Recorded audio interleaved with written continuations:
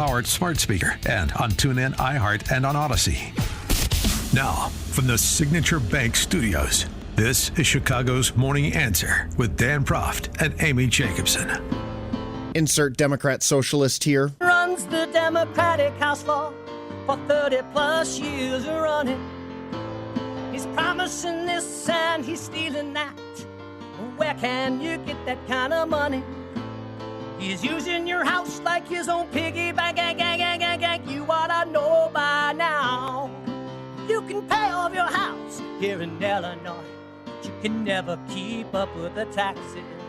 Oh, it's always been the plan to have a taxpayer pay, no doubt. Not a matter of if anymore, but when. You're moving out.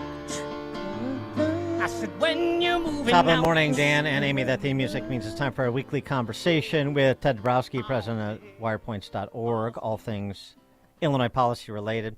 I know the majority of Illinois doesn't care about economics. They don't care about their household income. They don't care about their home value. And they don't care about politicians fleecing them. I get it. I'm convinced. For example, on the occasion of passing this phony baloney, quote-unquote, balanced budget, another in a long line of unbalanced budgets, like a 20-year-plus line of unbalanced budgets, because, as I've mentioned many times before, if you don't budget for obligations you're incurring, then it's not a real budget. And what does the Illinois political class not budget for? Pensions. And they under budget for things like Medicaid when they expand it to include people in this country illegally. But I know we don't care. And I know we don't care when they raise their salaries to $90,000, 25% higher than the median household income in Illinois. I got it. Don't care. Happy to pay it. No problem. That's just a fact. But maybe something that's more visceral will grab your attention. So before the criminal class adjourned last week after taking scholarships away from low-income families, K through 12 scholarships away from low-income families. Again, I get it. Don't care. Pritzker, Welch killing a program for low-income kids from low-income families to attend better schools than the neighborhood offers, just like they send their kids to private schools. Chris Welch, Timothy Christian, Pritzker Latin. I get it. You don't care about that either. I got it. I mean, not you listening to this show, but the majority of Illinois. We all agree. We understand the majority does not care. Okay. What about this? Be interesting. You're looking for crossover issues to, motivate the majority of the state that is dead from the neck up. Neil Anderson's a state senator from the Quad Cities area. And he took to the Senate floor to oppose legislation that, of course, passed. Super minority. Neil Anderson's a Republican, super minority caucus in the Senate. The bill would require mixed-gender, multi-occupancy bathrooms to be equipped with floor-to-ceiling stall dividers, locks, baby-changing tables, and at least one vending machine for menstrual products, to expand an existing law requiring that single-occupancy restrooms be open to all genders. So, you're just building on the elimination of sex and men being able to use the ladies' room. Just building upon it. We laid the foundation now. The left, the new Marxists, want to build on it. Here's what Neil Anderson said on the Senate floor about it. And I'm going to give you a real-life scenario. My daughter is 10 years old.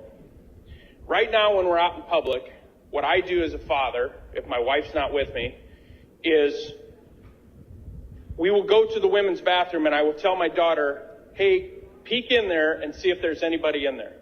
If nobody's in there, then she goes, I wait outside the door, right? If somebody goes in there and it's a woman, fine.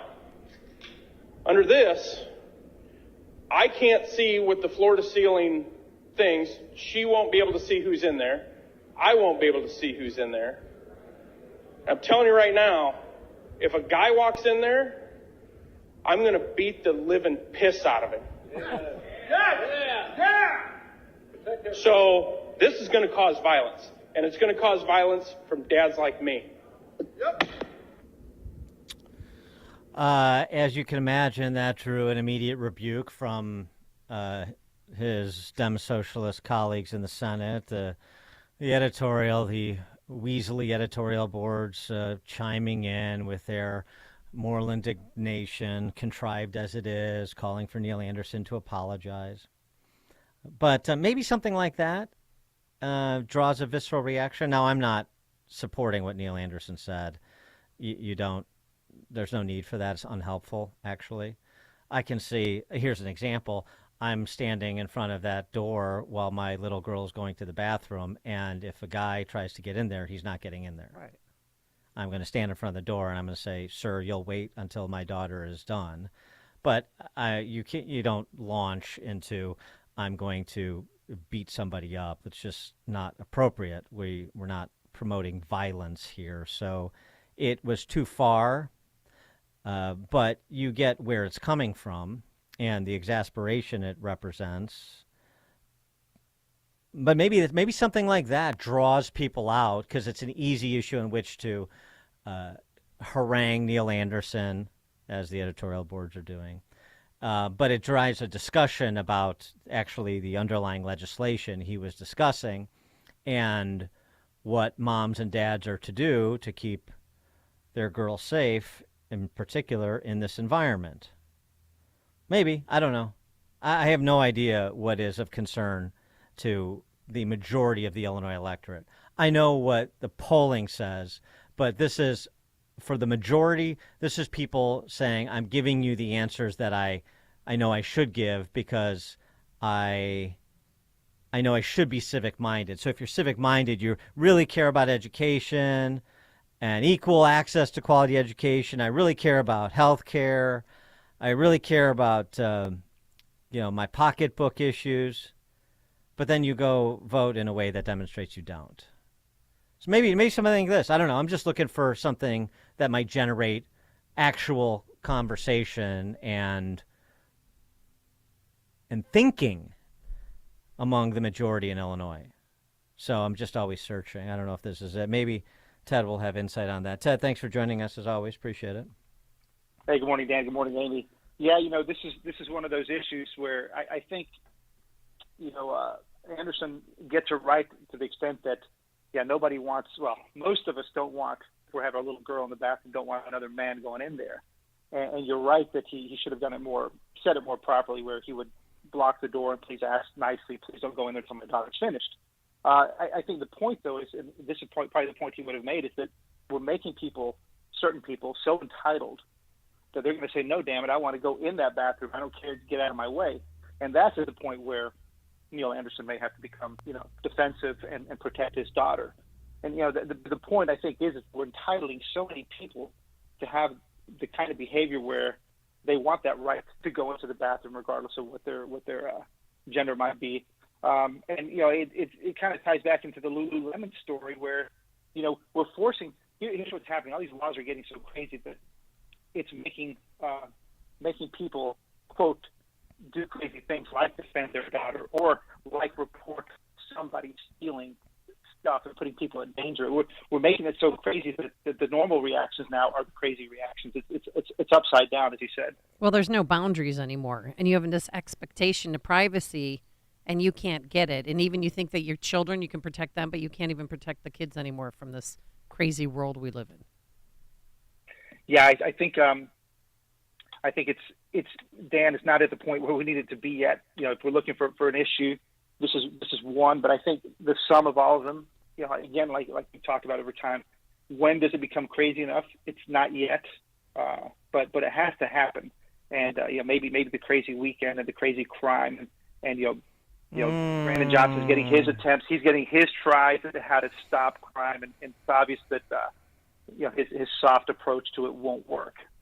Yeah, I suppose. I mean, there definitely was. They had to do on the Safety Act what Joe Biden had to do on the debt ceiling. They were forced to the table, even as they were trying to ignore it and say there's nothing wrong here, and everybody who opposes the Safety Act 1.0 is a racist, and a fearmonger. And then all of a sudden, after Pritzker wins re-election and all the Senate and House Democrat socialists were reelected into their supermajority positions, then maybe we need to tweak this and tweak that, and then and then we'll see what the Supreme Court says probably next month in terms of its constitutionality.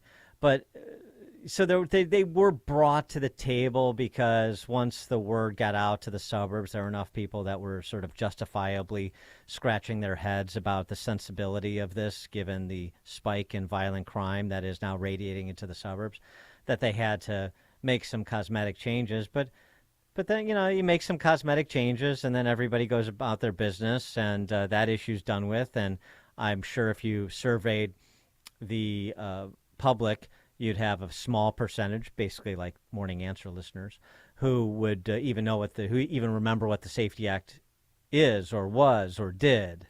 Where it stands now, they have no idea because they're dead from the neck up. So, talking about budgets that are $4 billion on balance that are claimed to be balanced, or talking, as I said, about legislative salaries being hiked to 25% higher than the median household income in the state, while people continue to flee the state like it's on fire, as they have been for the last decade plus.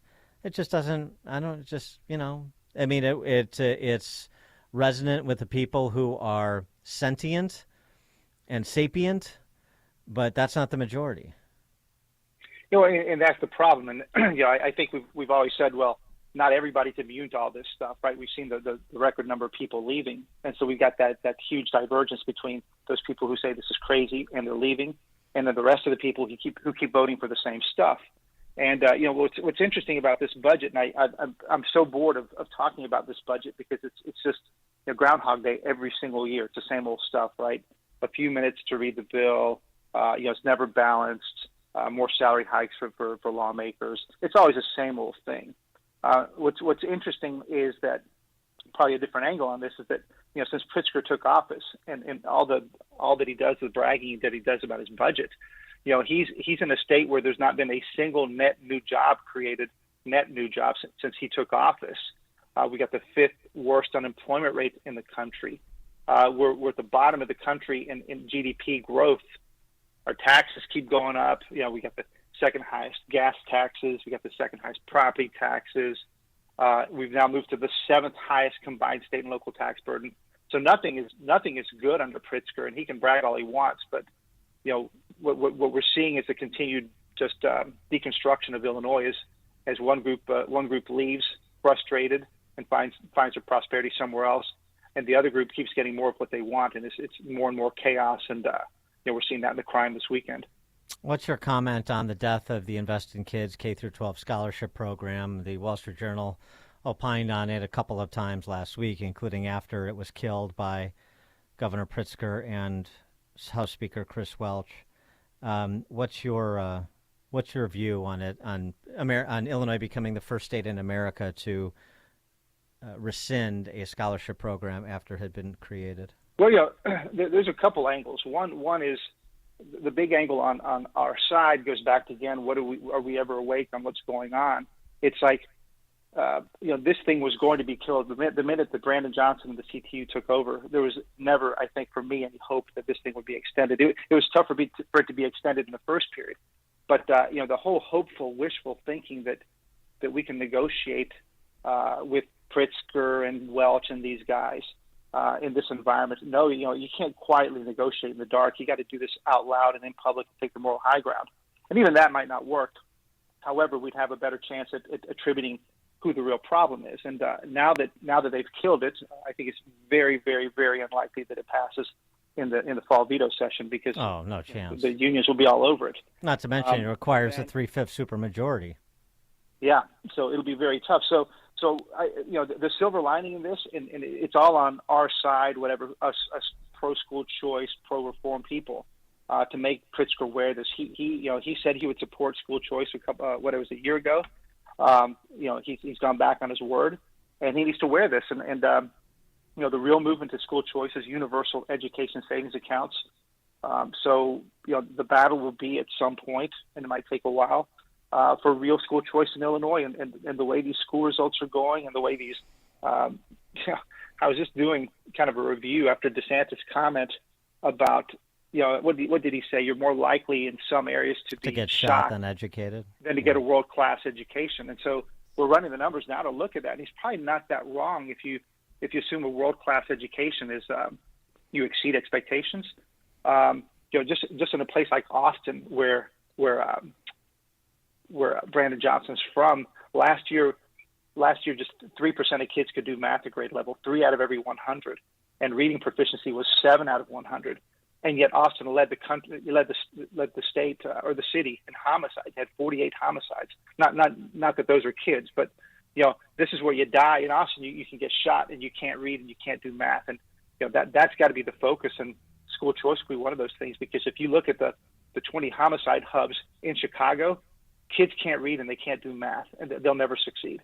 So we'll need school choice. Ted Dabrowski, President of Wirepoints, wirepoints.org, all things Illinois policy related. Thanks as always, Ted. Thank you. Thank you. And he joined us on our turnkey.pro answer line.